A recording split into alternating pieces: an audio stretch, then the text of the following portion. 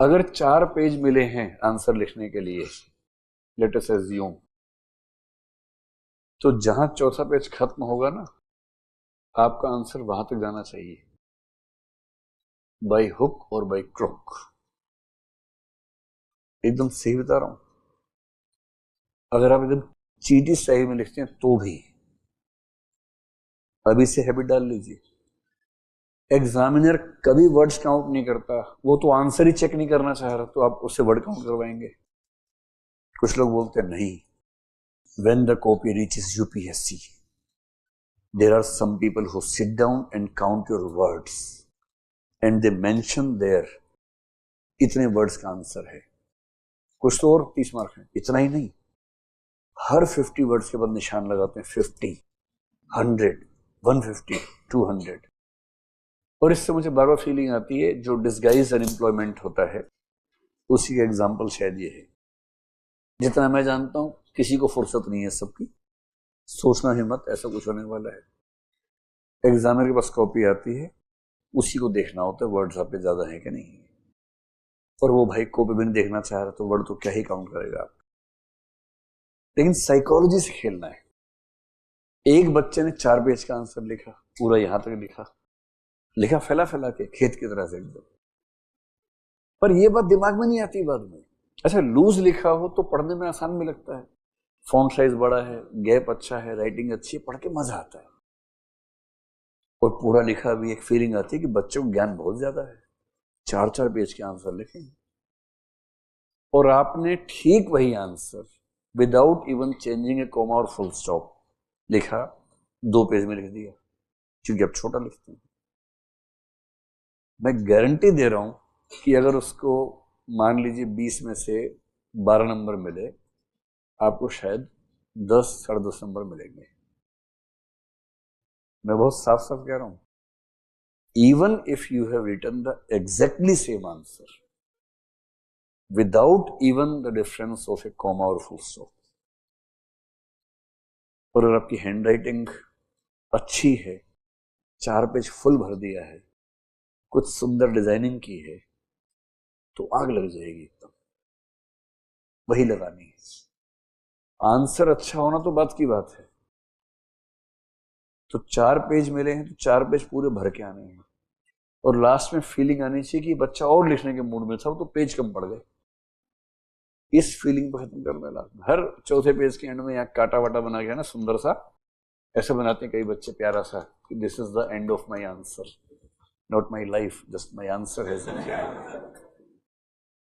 ऐसे लिखना है। अब देखो क्या है, अगर आप खुला खुला लिखते हैं, फॉन्ट साइज बड़ा है, गैप चुभना नहीं चाहिए।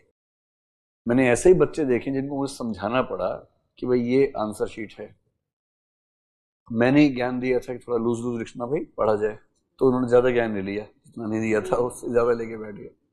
अब वो ऐसे लिख रहे हैं, ऐसे 3-3 वर्ड में लाइन खत्म, 7-8 में हो गया, 1.5 सेंटेंस में पेज खत्म। इससे जो फीलिंग आती है सस्टेनेबल डेवलपमेंट के खिलाफ आती है, कि 3 पेड़ तो ये खा गया आदमी एक पेपर लिखने में। When you cut a tree, it makes almost 4,000 pages.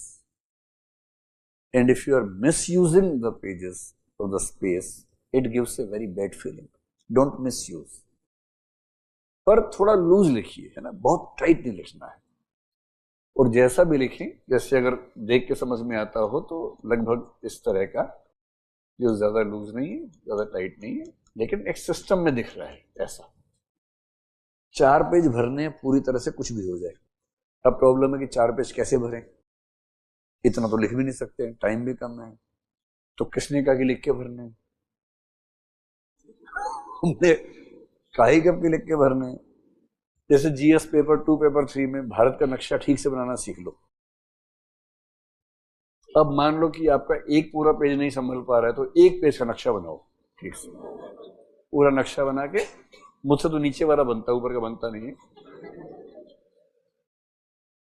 और बताओ यहाँ ये है, यहाँ ये है, यहाँ ये है, यहाँ ये है, ऐसे मतलब मुझे बन जाता है, ऐसा भी नहीं कि नहीं बनता है, तो थोड़ा सा नहीं नहीं, मैं ठीक बना लूंगा, आप चिंता ना करें।